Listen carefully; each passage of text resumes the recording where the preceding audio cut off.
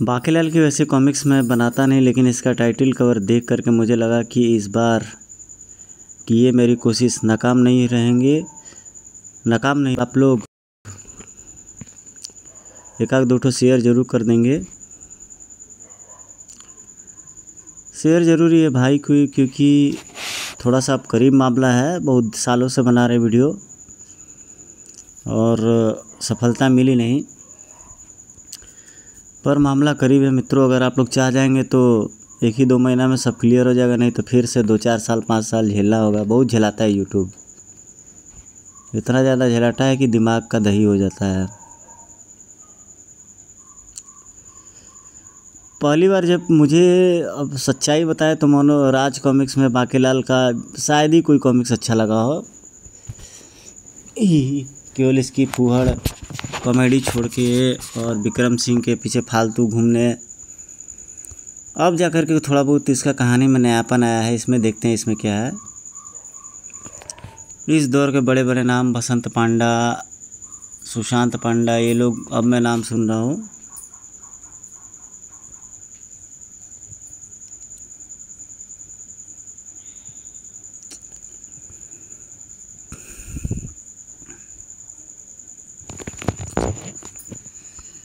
बाकीलाल की कॉमिक्स होती है इंटरेस्टिंग, मगर उस तरह का नहीं कॉमेडी होता है जिस प्रकार का हवलदार बहादुर और क्रूक बॉन्ड की कॉमिक्स में ह्यूमर होता था और मतलब क्रिएटिव आइडिया, बिल्कुल नयापन। इसमें तो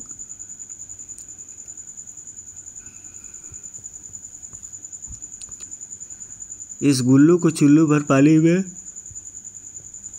डूबने की क्या ज़रूरत आ पड़ी।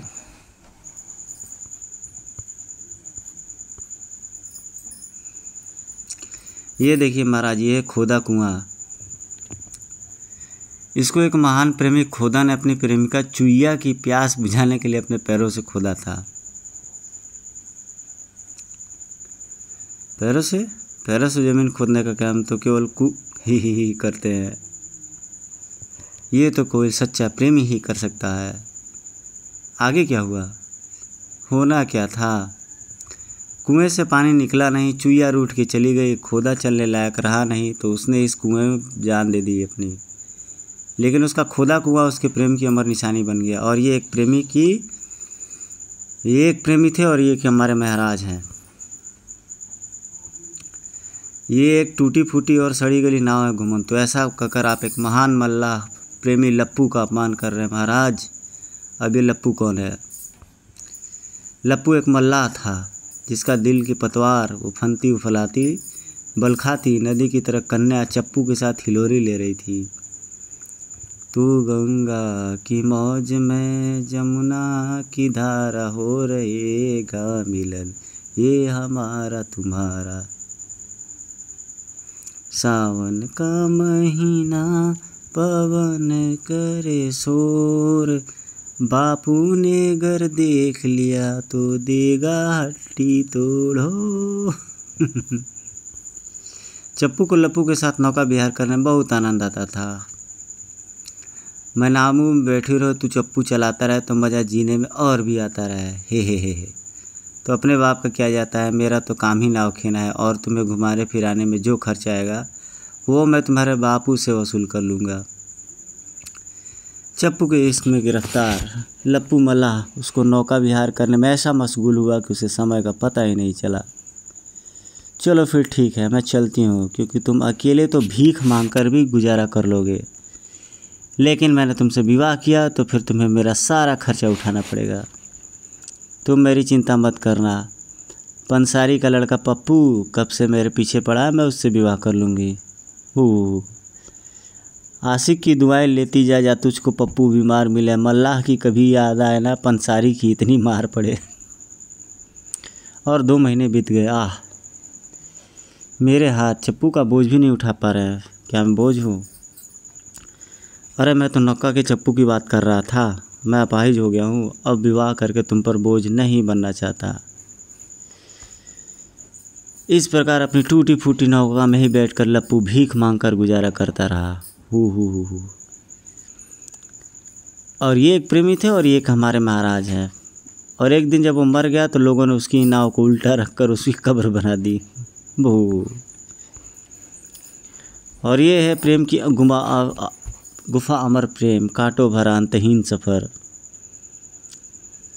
ये गुफा आपको बाहर से ही देखनी होगी, क्योंकि इस गुफा के अंदर तो कभी सभी जा सकते हैं, पर बाहर वही आ सकता है जो सच्चा प्रेमी हो। इसमें वही प्रेमी जाते हैं जिन्हें प्रेम की कठिन परीक्षाओं से गुजरकर अपना सच्चा प्रेम सिद्ध करना होता है। अच्छा, इतनी देर में बस एक ही काम की चीज़ दिखाई दी है, प्यारे घुमंतू। इसे भी किसी महान प्रेमी ने बनाया होगा। नहीं महाराज, इसे किसी प्रेमी ने नहीं बल्कि प्यार के सबसे बड़े दुश्मन जालिम दुनिया ने बनाया था। अब ये चचा कौन है? जालिम दुनिया रंगमंच का बहुत बड़ा कलाकार था। उसका भयानक शक्ल सूरत की वजह से उसे हमेशा खलनायक की भूमिका ही मिलती थी, जबकि वो नायक की भूमिका निभाना चाहता था। नायिका के साथ उछल कूद का मौका जो मिलता। उसने निर्देशक के साथ बहुत हाथ पैर जोड़े, मगर उसकी ये चाहत कभी पूरी नहीं हुई। हुजूर, अब तो मैं बूढ़ा हो गया, अब तो नायक की भूमिका दे दो। अरे, लोग तुझे खलनायक के रूप में ही पसंद करते हैं। अजी खाक पसंद करते हैं? घर की औरतें अपने बच्चों को मेरे नाम से डराती हैं। कन्याएं तो मुझे देखकर ही कोसों दूर भागती है। इसी वजह से मैं आज तक कुंवारा हूँ। अरे रो मत जालिम, चल अच्छा ठीक है, मैं एक नया नाटक लिखवा रहा हूँ, चाशनी कम। उसमें मैं तुझे नायक बनाऊँगा, तब तक तू नायिका के बाप की भूमिका कर ले।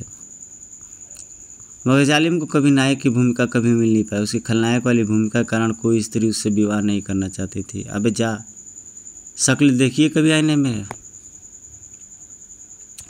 दिल को देखो, चेहरा ना देखो। सच्चे प्यार की तलाश में निकले जालिम को अब हर तरफ से दुत्कार मिली तो उसका दिल भर आया। कस्में वादे प्यार वफा सब बातें हैं, बातों का क्या। जालिम दुनिया को प्यार के नाम से चीड़ हो गई थी, क्योंकि लोग असली प्यार के बजाय चेहरे को तरजीह देते थे। उसने एक बहुत बड़े जादूगर गलाल गीचा से जादू सीखा और प्यार करने वालों को परेशान करना शुरू कर दिया। गिली गिली छू, अगर तेरा प्यार है खोटा तो तू बन जा बकरी। नहीं अबे बुड्ढे, सिर्फ 4 ही आशिक थे मेरे। उसने अत्याचारों से परेशान होकर प्रेमी जोड़े जादूगर कीमती लाल के पास जा पहुँचे। कीमती लाल ने जालिम दुनिया को एक गुफा में हमेशा के लिए कैद कर दिया। अब तू इस गुफा से कभी नहीं निकल पाएगा दुष्ट पाजी। पाजी मैं नहीं, इस दुनिया है। मैं इस गुफा को तिलिस्म में बदल दूंगा। इसके अंदर सभी आ सकेंगे, पर बाहर वही जाएगा जो सच्चा प्रेमी होगा। और तब से ये अमर प्रेम गुफा प्रेम की परीक्षा की प्रतीक बन गई है। आज तक इसके अंदर कई मुष्टंडे गए, पर वापस कोई नहीं आया। आएगा भी कैसे? सच्चा प्रेम तो केवल स्त्रियों के कारण ही जीवित है। तो फिर तुम्हें भी इस गुफा के अंदर प्रवेश कर प्रेम परीक्षा दे देनी चाहिए कुटनी मौसी। क्या ख्याल है सेनापति जी, आप भी गुफा में क्यों नहीं प्रवेश करते? सच्चे प्रेम को परीक्षा की जरूरत नहीं होती। क्षमा, वीर योद्धा कभी भी अपनी वीरता का व्यर्थ प्रदर्शन नहीं करते। वाह सवा बेटा मरखप, क्या धांसू संवाद बोला है। जान भी बच गई और मुझ का बाल भी टेढ़ा नहीं हुआ। महाराज, सूर्यास्त होने वाला है, अब हमें लौटना चाहिए। ठीक है महामंत्री। वैसे भी हम अमर प्रेम श्रृंखला के बहुत पक चुके थे। अच्छा, तो फिर मैं अपना बीजक बजाऊं? महल पहुंचने के बाद, महारानी जी, मैं देख रही हूँ कि जब से आप पर्यटन से लौटी हैं तब से केवल अपने आप कक्ष में चहलकदमी किए जा रही हैं। हाँ क्षमा, मैं ये सोचकर परेशान हूँ कि महाराज मुझसे प्रेम करते भी हैं या नहीं। ऐसा ही संदेह मुझे भी अपने पति पर था। अच्छा, तो फिर क्या किया कुटनी? मैंने कमर में रस्सी लपेटकर घर के बाहर कुएं में छलांग लगा दी और बचा बचा चिल्लाने लगी। फिर आपके पति ने क्या किया? करना क्या था? कमीना दूसरे कुएं से पानी निकाल कर उस कुएं में डालने लगा जिसमें मैं कूदी थी। अच्छा, फिर तुमने क्या किया? कमीने को उसी कुएं में डुबोकर मार डाला। अरे नहीं, डुबोने से पहले ही मेरी कलमुई पड़ोसन ने शोर मचाकर भीड़ इकट्ठा कर ली और वो बच गया। लेकिन अब मैं अपना संदेह कैसे दूर करूं? इसका तो बहुत आसान उपाय है। अभी कुएं में कूद जाओ। बाकीलाल ये क्या बकवास है? मेरे कहने का अर्थ है कि आप भी महाराज की परीक्षा ले लो। परीक्षा वो भला कैसे? वो देखिए महाराज, इस वक्त उद्यान में पौधों को पानी दे रहे हैं। अगल का अंधा राजा, ये कोई वक्त है पौधों को पानी में डालने का? हाँ, दे रहे हैं।